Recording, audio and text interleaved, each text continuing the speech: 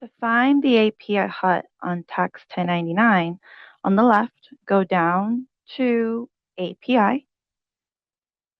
The API Hub in Tax 1099 is designed for users with an enterprise account to manage and integrate Tax 1099 services with their own system through an application programming interface.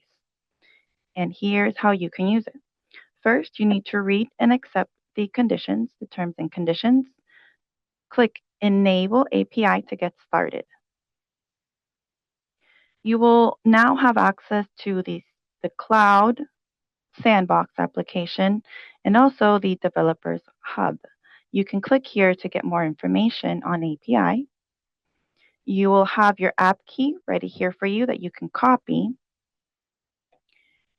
To get started, you want to go to manage developers and invite developers.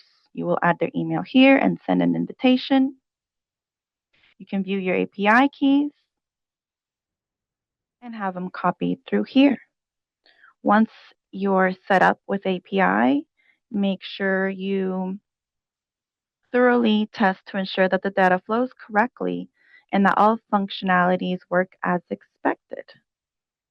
Once testing is complete, you can go live and request your production API key.